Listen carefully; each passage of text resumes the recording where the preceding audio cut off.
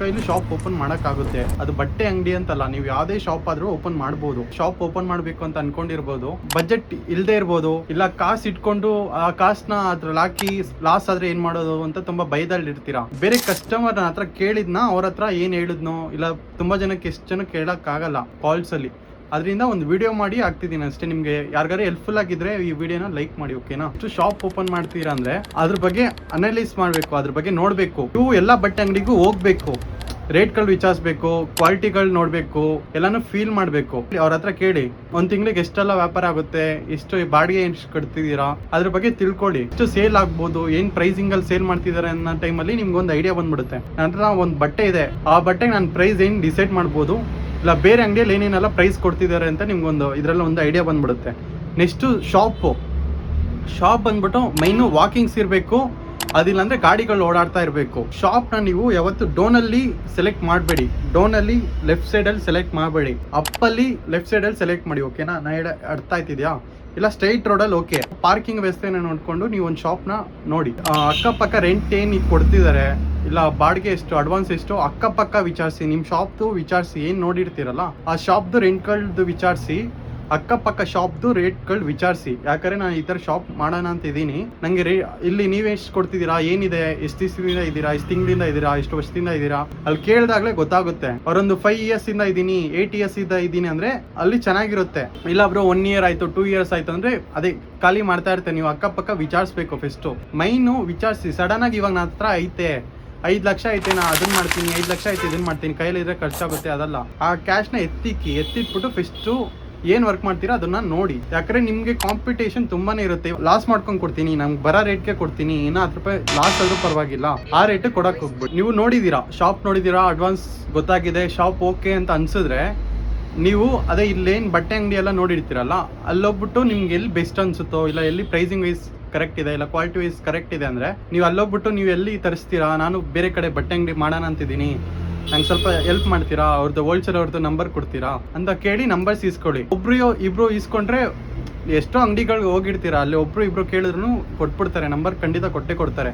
ಇಲ್ಲ ನನ್ನ ಕಾಂಟ್ಯಾಕ್ಟ್ ಮಾಡಿ, ಇಲ್ಲ ನಾನು ಹೆಲ್ಪ್ ಮಾಡ್ತೀನಿ, ಓಕೆನಾ? ಇವಾಗ ನಂಬರ್ಸು ಬಂತು, ನೀವು ಅಲ್ಲಿ ಹೋಗ್ಬಿಟ್ಟು ಗಾರ್ಮೆಂಟ್ಸ್ ಅಲ್ಲಿ ನೋಡಿ, ಸ್ಯಾಂಪಲ್ ತೋರಿಸ್ತಾರೆ, ಇಲ್ಲ ನಿಮ್ಮ ವಾಟ್ಸಪ್ಗೆ ಫೋಟೋಸ್ ಕಳಿಸ್ತಾರೆ. ಅದು ಫೋಟೋಸ್ ಅಲ್ಲಿ ನೋಡಿ, ಫೋಟೋದಲ್ಲಿ ಕ್ವಾಲಿಟಿ ಗೊತ್ತಾಗಲ್ಲ, ಫೋಟೋಸ್ ಎಲ್ಲ ತುಂಬಾ ಚೆನ್ನಾಗಿರುತ್ತೆ. ನೀವು ನಿಮ್ಮ ಕೈಯಲ್ಲಿ ಆದ್ರೆ ಡೈರೆಕ್ಟಾಗಿ ವಿಸಿಟ್ ಮಾಡಿ, ಡೈರೆಕ್ಟಾಗಿ ಅಲ್ಲಿ ವಿಸಿಟ್ ಮಾಡ್ಬಿಟ್ಟು ನೋಡಿ ಕ್ವಾಲಿಟಿ ಹೇಗಿದೆ, ಯಾವ್ದು ಹಾಕಿದ್ರೆ ಚೆನ್ನಾಗಿರುತ್ತೆ. ಯಾಕಂದ್ರೆ ನೀವು ಇದಕ್ಕೆ ಮುಂಚೆ 1 month ಮುಂಚೆ ಅದ್ರದ್ದು ವರ್ಕ್ ಮಾಡಿರ್ತೀರಾ, ಎಲ್ಲೆಲ್ಲಿ ಏನೇನು ಬಟ್ಟೆ ಸಿಗುತ್ತೆ, ಎಷ್ಟು ಚೆನ್ನಾಗಿದೆ, ಏನ್ ರೇಂಜ್ ವರ್ಗೂ ಸೇಲ್ ಮಾಡ್ಬೋದು. ನಿಮ್ಗೆ ಅದು ನೋಡಿದ ತಕ್ಷಣ ಗೊತ್ತಾಗುತ್ತೆ, ಇದು ಚೆನ್ನಾಗಿದೆ, ಇದು ಸೇಲ್ ಆಗುತ್ತೆ, ಇದು ಈ ಪ್ರೈಸಿಂಗ್ ಅಲ್ಲಿ ಇದೆ ಅಂತ ಗೊತ್ತಾಗುತ್ತೆ. ಅದನ್ನ ನೀವು ತಗೊಂಡು ನೀವು ನಿಮ್ ಶಾಪ್ ಅಲ್ಲಿ ಒಳ್ಳೆ ಪ್ರೈಸಿಂಗ್ ಅಲ್ಲಿ ಸೇಲ್ ಮಾಡ್ಬೋದು. ಹೋಗಿ ನೋಡಿ, ನಂಬರ್ಸ್ ನ ಕಲೆಕ್ಟ್ ಮಾಡಿ 2-3 ಕಡೆ ನೋಡ್ಬಿಟ್ಟು ಒಂದ್ ಕಡೆ ಫಿಕ್ಸ್ ಮಾಡ್ಕೊಳ್ಳಿ, 1-2-3 ಜಾಗದಲ್ಲಿ ಫಿಕ್ಸ್ ಮಾಡ್ಕೊಳ್ಳಿ. ಶರ್ಟ್ ಇಲ್ಲಿ, ಪ್ಯಾಂಟ್ ಇಲ್ಲಿ, ಪ್ಯಾಂಟ್ಸು ಬೇರೆ ಕಡೆ ಸಿಗುತ್ತೆ, ಶರ್ಟ್ ಬೇರೆ ಕಡೆ, ಪ್ಯಾಂಟ್ ಬೇರೆ ಕಡೆ, ಜೀನ್ಸ್ ಬೇರೆ ಕಡೆ, ಟ್ರ್ಯಾಕ್ಸ್, ಟಿ ಶರ್ಟ್ಸ್ ಎಲ್ಲಾನು ಬೇರೆ ಬೇರೆ ಜಾಗದಲ್ಲಿ ಸಿಗುತ್ತೆ. ಇನ್ನೊಂದೇನಂದ್ರೆ ಲೇಡೀಸ್ಗಿಂತ ಮೆನ್ಸಲ್ಲಿ ಬಂದ್ಬಿಟ್ಟು ಕಲೆಕ್ಷನ್ಸ್ ಕಮ್ಮಿ, ವೆರೈಟೀಸ್ ಕಮ್ಮಿ. ಶರ್ಟ್ಸ್ ಅಷ್ಟೇ ಪ್ಲೈನ್, ಪ್ರಿಂಟ್, ಚೆಕ್ಸು. ಪ್ಯಾಂಟ್ಸ್ ಅಲ್ಲಿ ಬಂದ್ರೆ formal, semi formals, party wear ಅಷ್ಟೇ. ಜೀನ್ಸು, ಟೋನ್ ಜೀನ್ಸು ಎರಡು ಕಮ್ಮಿನೇ ಇರೋದು ವೆರೈಟಿ. ನಿಮ್ಗೆ ತುಂಬಾ ಜಾಗದಲ್ಲಿ ಹೋಗ್ಬೇಕಂತ ಇಲ್ಲ, ಒಂದು 3 to 4 ನಂಬರ್ ಇಟ್ಕೊಂಡ್ರೆ ಸಾಕು, ನಿಮ್ ಶಾಪ್ ಪೂರ್ತಿನೂ ತುಂಬಿಡುತ್ತೆ. ಆದ್ರೆ ನಿಮ್ ಕೈಯಲ್ಲಿ ಇರೋದು ನೀವು ಫಸ್ಟ್ ಓಡಾಡ್ಬೇಕು. ಕುತ್ತಿ ಜಾಗದಲ್ಲಿ ಎಲ್ಲ ಕೆಲಸ ಆಗ್ಬೇಕಾದ್ರೆ ಆಗೋದಿಲ್ಲ. ನೀವು 1 ತಿಂಗಳು ಕಷ್ಟಪಟ್ರೇನೆ ಜೀವನ ಪೂರ್ತಿ ಕುತ್ಕೊಂಡು ಊಟ ಮಾಡೋಕ್ಕಾಗೋದು. ಇವಾಗ ಓಕೆ, ಕಲೆಕ್ಷನ್ಸ್ ನೋಡಿದ್ರಿ, ಅಲ್ಲಿ ಹೋಗಿ ವಿಸಿಟ್ ಮಾಡಿದೀರಾ, ನೆಕ್ಸ್ಟ್ ನಿಮ್ ಶಾಪ್ನ ರೆಡಿ ಮಾಡಬೇಕು. ಶಾಪ್ ರೆಡಿ ಮಾಡೋದ್ರಲ್ಲಿ ನಿಮ್ಮ ಮೇಲೆ ಡಿಪೆಂಡು.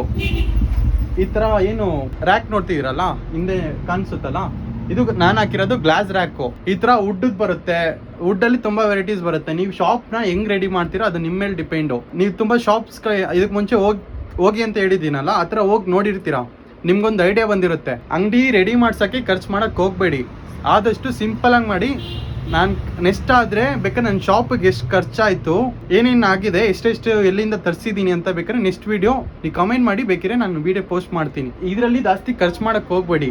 ಆದ್ರೆ ನೀವು ಈ ತರ ಶಾಪ್ ಎಂಟೈರ್ ವರ್ಕ್ ಖರ್ಚು ಮಾಡೋದು 1 lakh ಇಂದ 3 lakh ವರೆಗೂ ಖರ್ಚಾಗ್ಬೋದು. ಅದು ನಿಮ್ಮ ಮೇಲೆ ಡಿಪೆಂಡು. ಶಾಪ್ ಸೈಜ್ ಗೊತ್ತಿಲ್ಲ ನನಗೆ, ಅದು ನಿಮ್ಮ ಶಾಪ್ ಸೈಜ್ ಮೇಲೆ ಡಿಪೆಂಡ್ ಆಗುತ್ತೆ. ನೀವು ಹೆಂಗ್ ರೆಡಿ ಮಾಡ್ತೀರಾ ಅದ್ರ ಮೇಲೆ ಡಿಪೆಂಡ್ ಆಗುತ್ತೆ. ಇವಾಗ ಶಾಪ್ ರೆಡಿ ಮಾಡ್ತಿದ್ದೀರಾ, ಇದು ವುಡ್ ಅಲ್ಲಿ ವರ್ಕ್ ಮಾಡ್ತೀರಾ ಅಂದ್ರೆ ವುಡ್ ಶಾಪ್ಗೆ ಹೋದ್ರೆ ಸಾಕು, ವುಡ್ ಕಾರ್ಪೆಂಟರು ಅಂತ ಆನ್ಲೈನ್ ಅಲ್ಲಿ ಸರ್ಚ್ ಮಾಡಿ, ಇಲ್ಲ ತುಂಬಾ ಆಪ್ಸ್ ಗಳಿದೆ, ಇಲ್ಲ ನಿಮ್ ನಿಯರ್ ಬೈ ಯಾರು ಗೊತ್ತಿರ್ತಾರಲ್ಲ ಅವ್ರ ಹತ್ರ ಕೇಳಿ. ಅದಾಯ್ತಾ? ಇಲ್ಲ ಈ ತರ ಗ್ಲಾಸ್ ಮಾಡಿಸ್ತೀನಿ ಅಂದ್ರೆ ಗ್ಲಾಸ್ ಶಾಪ್ಸ್ ಗಳಿದೆ. ಒಂದ್ ಗ್ಲಾಸ್ಗೆ ಇಷ್ಟು ಇಂಚಿಗೆ ಅಂತ ಇಷ್ಟು ಅಂತ ಒಂದು ರೇಟ್ ಇರುತ್ತೆ. ಅದ್ರ ಸ್ಟ್ಯಾಂಡ್ ಏನಿದೆಯಲ್ಲ, ವೈಟ್ ಕಲರ್ ಸ್ಟ್ಯಾಂಡ್ ಕಾಣಿಸ್ತಿದೆ ಅನ್ಸುತ್ತೆ ನಿಮ್ಗೆ. ಆದ್ರೆ ಅದನ್ನ ಇಷ್ಟು ಫೋಟೋಸ್ ಆಡ್ ಮಾಡ್ತೀನಿ ಸೈಡ್ ಅಲ್ಲಿ ಇಲ್ಲ ಫ್ರಂಟ್ ಅಲ್ಲಿ. ಅದು ಬೇಕಾದ್ರೆ ನೆಕ್ಸ್ಟ್ ನಿಮ್ಗೆ ಸಪೋರ್ಟ್ ಮಾಡ್ತೀನಿ ನಾನು. ನಿಮ್ಗೆ ಈ ತರ ನಂತರ ಗ್ಲಾಸ್ ಅಲ್ಲಿ ಮಾಡಿಸ್ತೀರಾ ಅಂದ್ರೆ ನನ್ನ ನಂಬರ್ಸ್ ಬೇಕಾದ್ರೆ ಕೊಡ್ತೀನಿ ಡಿಸ್ಕ್ರಿಪ್ಷನ್ ಅಲ್ಲಿ, ಅದಕ್ಕೂ ಬೇಕಾದ್ರೆ ನಿಮ್ಗೆ ಹೆಲ್ಪ್ ಮಾಡ್ಕೊಡ್ತೀನಿ.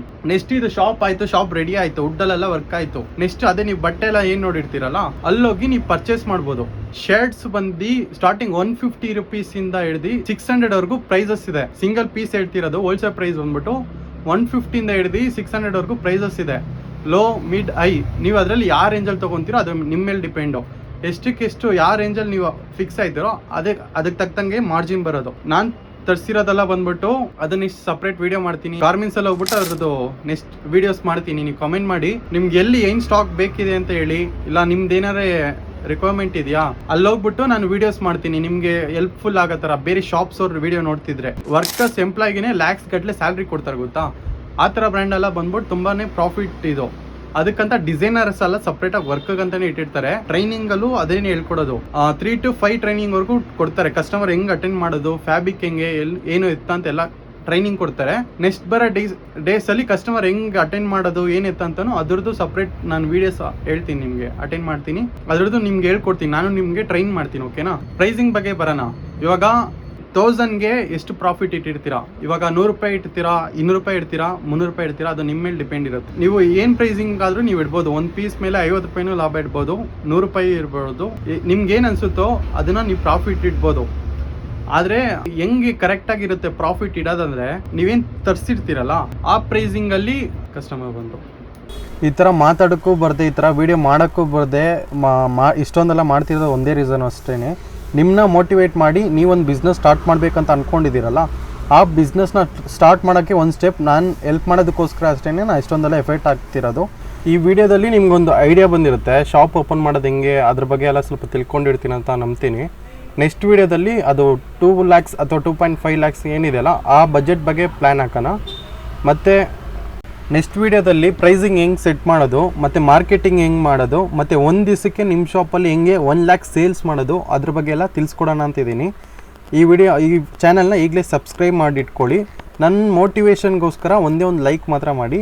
ಅಟ್ಲೀಸ್ಟ್ ಈ ವಿಡಿಯೋಗೆ 1000 ಲೈಕ್ಸು 500 ಫಾಲೋವರ್ಸ್ ಆಗಿಲ್ಲ ಅಂದರೆ ದಯವಿಟ್ಟು ಎಲ್ಲನೂ ಬಿಟ್ಬಿಟ್ಟು ತಿಗಾ ಮುಚ್ಕೊಂಡು ನನ್ನ ಶಾಪ್ ಸೇಲ್ಸ್ ಏನಿದೆ ಅದ್ರ ಬಗ್ಗೆ ನಿಮ್ಮ ಡ್ರೀಮ್ಗೋಸ್ಕರ ನಾನು ಅವರ್ಗಟ್ಟಲೆ ವರ್ಕ್ ಮಾಡ್ತಿದ್ದೀನಿ ಬ್ರೋ. ನನ್ನ ಡ್ರೀಮ್ 1 second 1 ಲೈಕ್ ಅಷ್ಟೇ. ನಾನು ನಿಮ್ಮ ಮೋಟಿವೇಟ್ ಮಾಡೋದಕ್ಕೋಸ್ಕರ ನನ್ನ ಕೈಲಾದಷ್ಟು ಫುಲ್ ಎಫರ್ಟ್ ಆಗ್ತಿದ್ದೀನಿ bro. Thank you, bye, see you next ವಿಡಿಯೋದಲ್ಲಿ ನೋಡೋಣ.